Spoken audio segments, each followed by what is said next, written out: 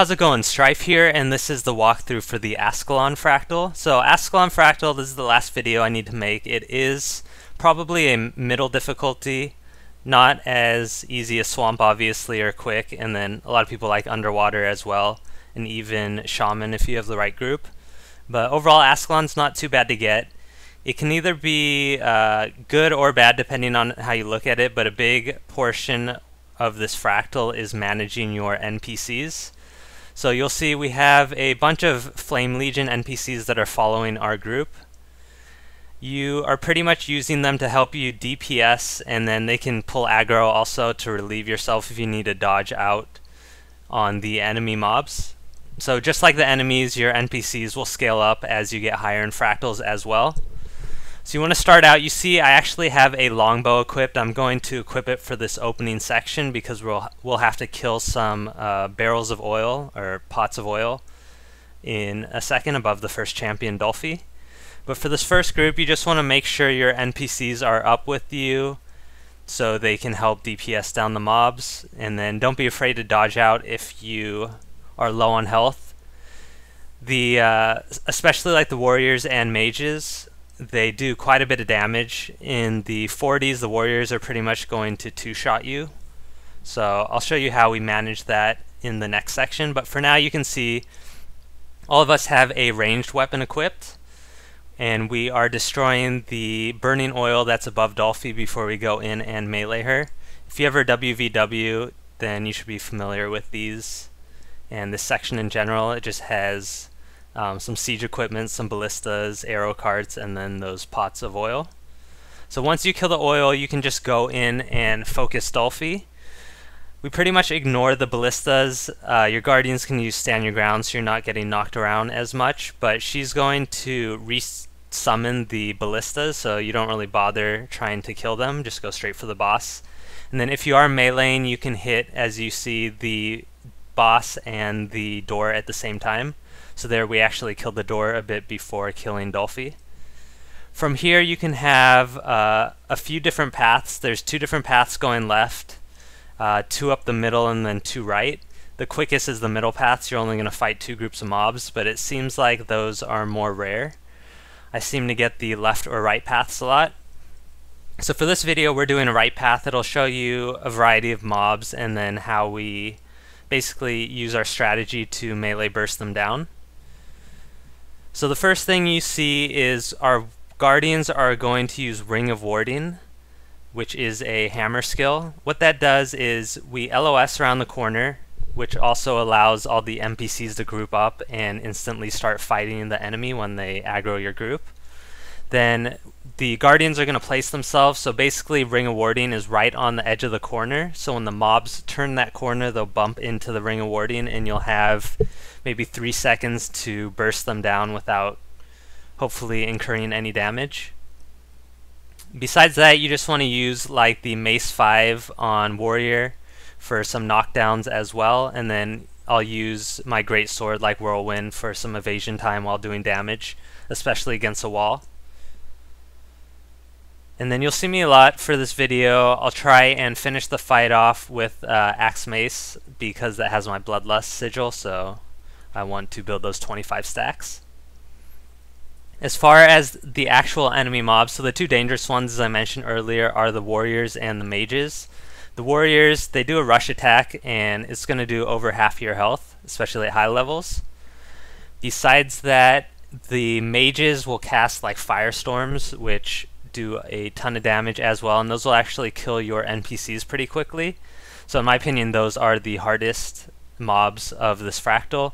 Besides that, you have the assassins, which are just single target and usually not too bad. And then you have the monks, which they can put 25 might stacks on the other enemies, but by themselves they're not too bad. They don't really do too much damage. And then there's some archers as well. But really you just want to watch out for mages. You want to try and bait their firestorm before the area which you fight in, and I'll talk about that more. There'll be a group in the middle area. And then the warriors, by using Ring of Warding, it'll actually help mitigate a lot of their damage because they'll try and rush at you and bump into that ring, and then you can follow up with the mace knockdown. And assuming you have a lot of DPS and a lot of cleave, you will burn them down pretty quickly, especially since you have those NPCs to help as well. Oh, and this enchanter, it's also just basically like a more utility or buffing type enemy. They're not too much, there's not too much danger to watch out for them. So we are almost done with this section. There's just going to be a couple more groups straight ahead. So this is the far outer path on the right side. This is the longest path, but most of the mobs themselves aren't too bad. So there's no like mages on this path, which is good. If you go on the left path, there is one group of mages, which is probably the hardest group pull in this area.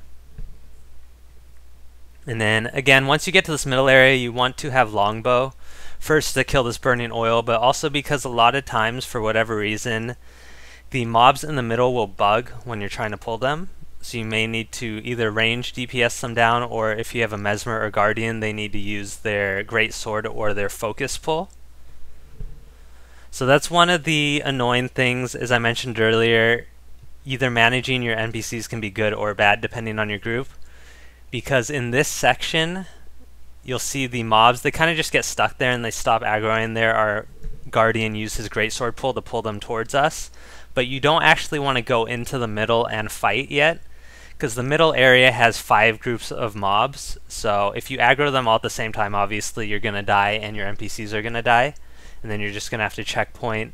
Luckily the mobs do stay dead, so even if you do wipe, you can come back and you won't lose your progress. But the other part that you need to watch out for is that middle area also has siege equipment, so you can see the ballistas and the arrow carts. If the NPCs get tagged with damage, they're going to run into the middle, and they will probably die if you have any more than like 1 or 2 groups, depending on your fractal level. So if that happens, you're pretty much going to have to run in and wipe, or try and kill it without your NPCs, because the only way they'll respawn is if you do a complete checkpoint wipe, or you can just res them naturally. So here we're just going to finish off. You can pull 2 groups from this initial door, whichever side you come in. And then from there we are going to run around the outer edge, making sure that the NPCs don't get tagged by the siege equipment, or else, as I mentioned, they'll run into the middle. And then for this part I'll also equip Endure Pain rather than a banner. Most of the time I'll put a banner in for the last boss, but Endure Pain can come in handy since these mobs do so much damage. And especially in the section that we got to get to this middle area, since you're moving so much, it can get a little bit annoying by constantly picking up the banner. So there you saw I had to use Endure Pain or I was going to die.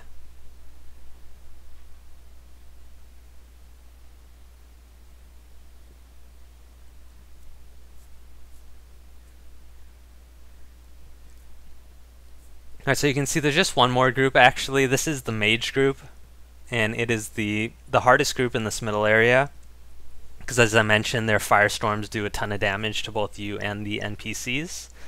So what we're actually doing here is our Guardian is going to run in and bait the firestorm.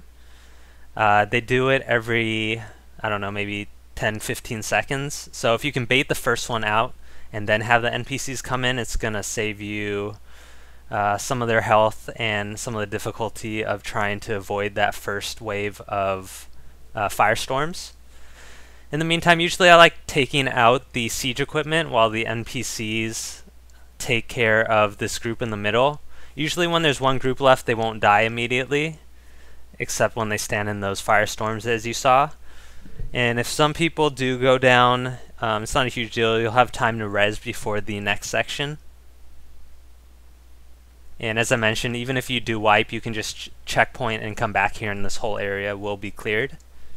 So we're just going to res up the NPCs that died and anyone from your group if they did get downed as well. From here, you're pretty much going to do a very simple defend event while the Firecaller performs his ritual. So it's just going to be waves of 3 mobs at a time, nothing really to watch out for. At this point, you can also switch back to a melee, double melee set if you need to. You are going to want to equip a ranged weapon again though for the last boss, which I'll get to in a second on the reasons why. So this is a good spot to build your stacks again if you did get downed. You won't get your full 25 stacks, but you'll get around 15.